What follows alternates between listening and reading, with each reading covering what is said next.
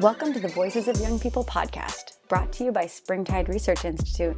In each episode, we hear directly from young people as they respond to our research and share about the issues impacting their lives. As sociologists and researchers, we see a new story unfolding for young people, one that moves beyond traditional institutional boundaries and requires careful attention to the inner and outer lives of emerging generations. At the intersection of being and becoming, it's the Voices of Young People.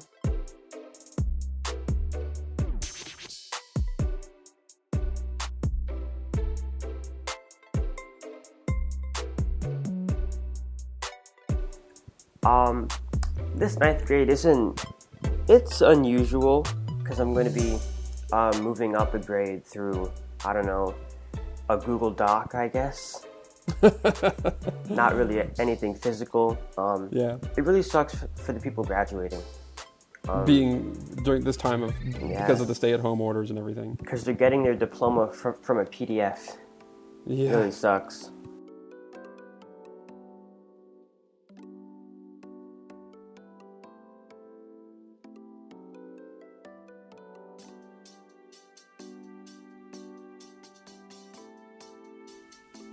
All right, everybody, we're back with another Voices of Young People. I'm your host, Dr. Josh Packard, the Executive Director of Springtide Research Institute. And all during this first season, we're digging into some of the findings from our newest report, Belonging, Reconnecting America's Loneliest Generation. And on the beginning of this podcast, of this episode, and every episode, you hear, and at the end, and sometimes throughout, you hear music from this fantastic person, this young person who's been doing our music for us. His name is Christian. Christian, do you want to introduce yourself? Hi, my name is Christian. As an artist, I go by Chun, but I'm a person here, so my name is Christian. And Christian, where do you go to school? What grade are you in? I go to school in Manhattan, New York City. I'm in ninth grade.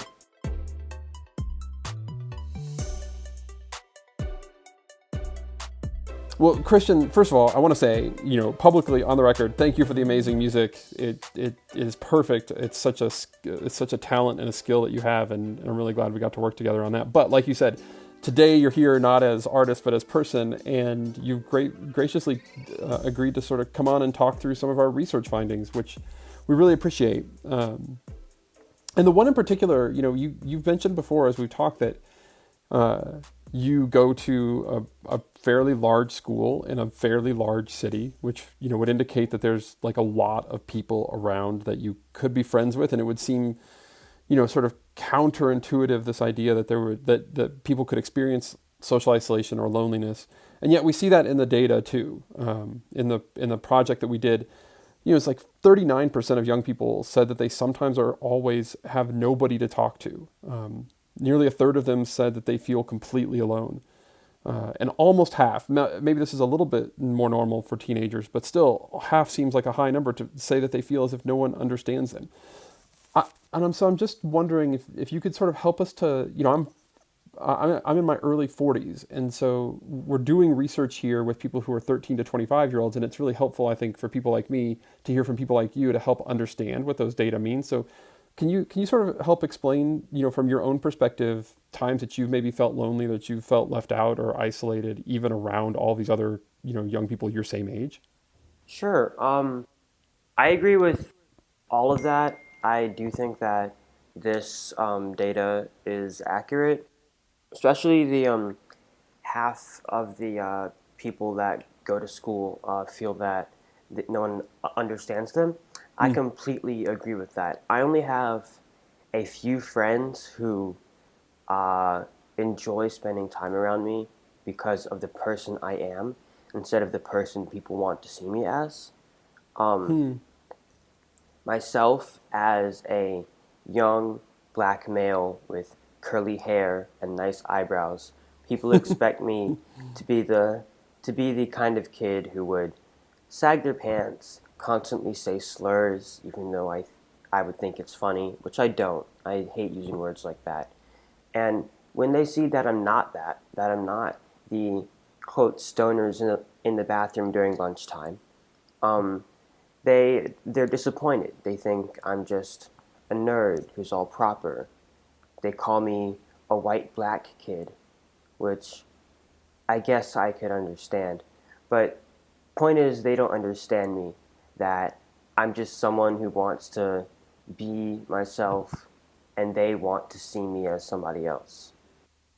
Yeah, like that they bring all these expectations to you that aren't even things that you've given them an indication that you are. They just bring them to your relationships. Those the So I think that, high school is one of those times, at least as I remember it, where that's not entirely uncommon. I mean, even, I grew up in suburbs in Dallas, which is about the most homogenous place that you can be, especially the particular school that I was at, which was very racially homogenous, social class, like all the social location things, not very diverse at all. And yet I think that, like, I remember struggling even then with these like much more subtle nuances than what you're talking about. But I remember feeling like left out and alone, even as I was surrounded by people who could theoretically be my friends. It definitely changed the way I thought about the world and how I thought about those around me. What about for you? I mean, do you find yourself like wanting to reach out to them to correct the record and be friends, or do you just find yourself, going a different direction and shutting down or trying to keep them away? I mean, how do you sort of cope with all of that? I find myself existing beside them, but not as loud and noticeable as I want to be. Mm. Um, I'm a very, I guess, loud person. I like to say a lot of things. I like attention. I need attention if I'm going to get famous and get money. Um, Attention is like a really good thing for me to have. Um, but they don't give me that because they don't care about what I'm saying. So I've learned to be fine with the attention I get from people who actually do care. Um, Mm. and so I guess how I cope with all this is just living alongside the people who are being ignorant and don't care about what I have to say, because I just learned to not care that they don't care. Like, I guess that makes sense. Yeah, it sort of sounds like I mean, it makes sense and is also sort of sad to me. Like it sounds like part of your coping mechanism is to not be your full self.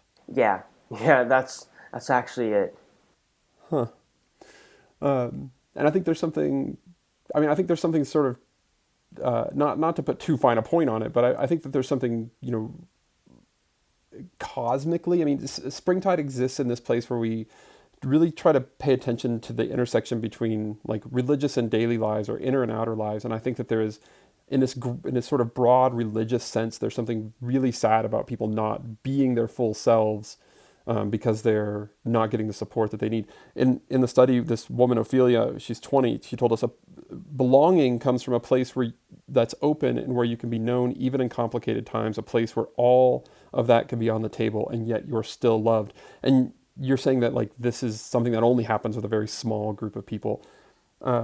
Aside from your friends, are there adults that sort of make you feel that way? That actually do give you this sense of belonging, or let you be where you feel like you can be your full self? Almost every teacher, because all the teachers in my school are really, really chill. My ELA teacher from my first semester, she was um, she was open to learn anything. She was interested in me as a person and all her other students as people. She wasn't rude. She always tried to stay respectful, and um, she was just someone who understood me and someone who tried to understand me.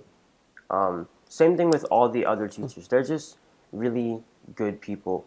Um, and that's why I always say that the school I go to, it's half bad because the students, the Mm. teachers are amazing. It's good education. It's really good education.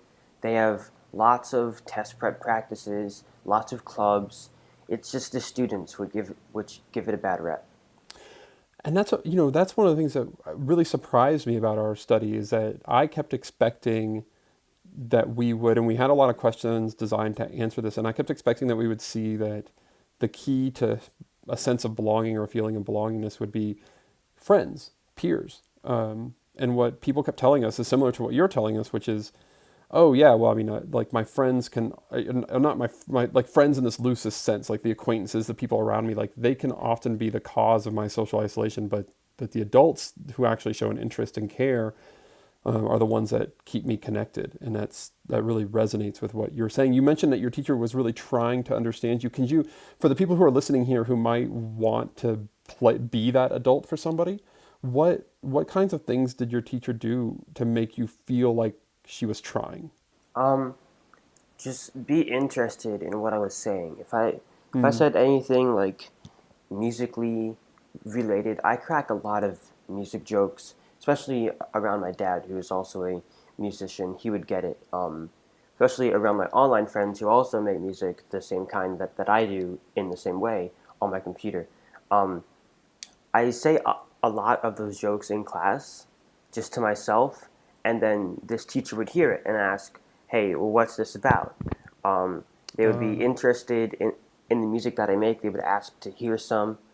Um, yeah, just being interested in what I have to say and who I am and what I do.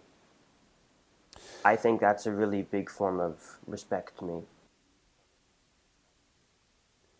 Yeah, I really hear that, Christian. That it's, and I want to pick up on something you said that I think is, correct me if I'm wrong, because I don't want to put words in your mouth, but it sounds like what was important is not just that there was somebody there ready to listen when you were ready to talk, but that they were taking an active interest in like noticing the things that you were talking about and asking follow-up questions and sort of being proactive about that. Yes, 100%.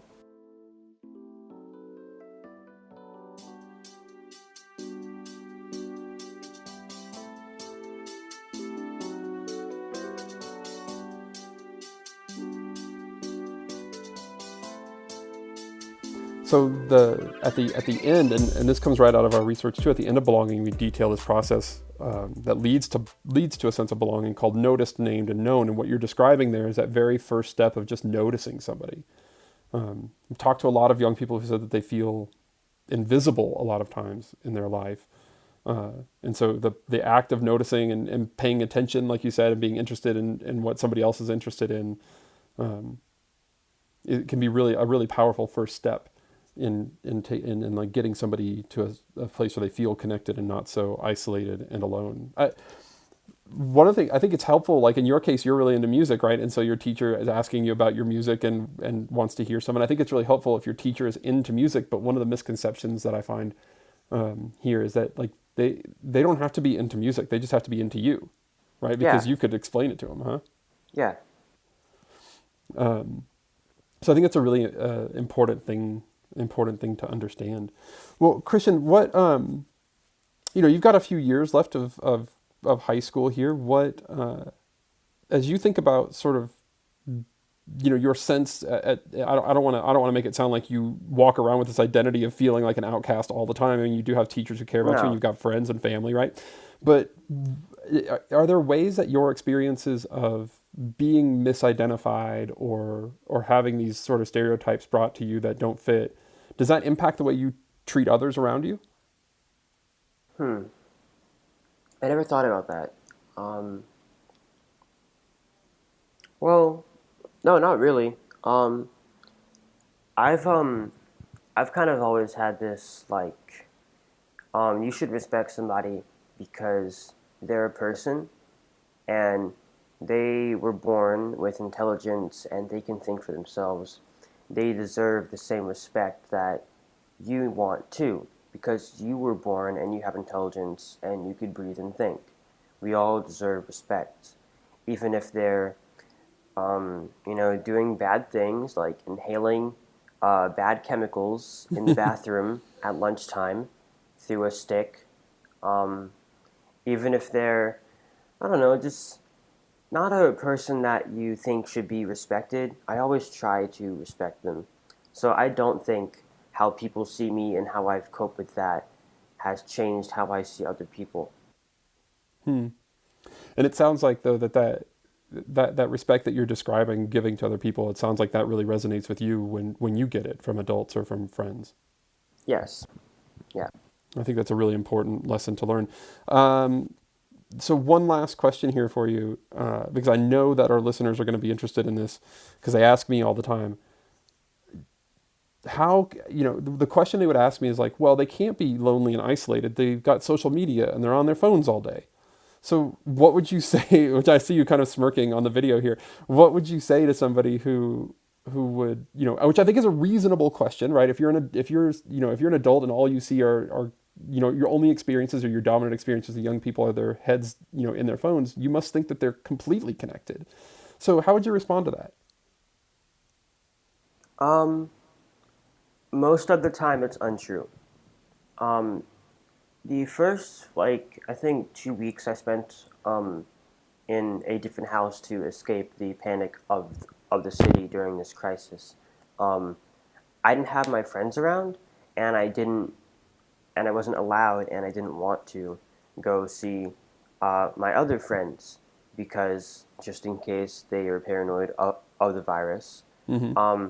So I was on my phone almost all the time in my room upstairs away from my family. Only people I had to talk to were my real life friends over Snapchat, and that just gets boring over time when you're in a group chat with a bunch of other people. It's not really any heartfelt talk. It's just sending a bunch of pictures and videos and laughing with each other. It gets really boring. Then there's people online over different forums and online communities, I guess. There's other people that make music, that still make music, so I could hear their stuff and give them advice. That's a good talk. But other than that, there's really not much to do. Gotcha. So and it can be important, I think, to get together with friends and just sort of do nothing together for a while. But that's the best part about being friends with somebody. Yeah. But if that's all you do, then it can just sort of be, like you said, it gets boring after a while. It doesn't go deeper because sometimes, I don't know, those like Snapchat or those things just don't really lend themselves to those kinds of conversations. Definitely. That are also really important. I think it's a really good thing for people to remember. Well, Christian, thank you so much, not just for the music, but for this chat today. This is incredibly enlightening, and I think our listeners will learn a lot from it. So thank you for taking the time to talk with us today. Of course. Thank you for having me. Visit springtideresearch.org to hear more voices of young people and to download our latest research report, Belonging: Reconnecting America's Loneliest Generation. Sign up for our newsletter and be the first to learn about our upcoming research and ways to take action in your own communities. Today's show was produced by TJ Birnbaum with original music by high school student Christian Unthank. Special thanks to our guests today and all the young people whose perspectives and insights make our research possible. Remember to find us on social media at We Are Springtide and share your own story with the hashtag ShowUpForYoungPeople. Thanks for listening.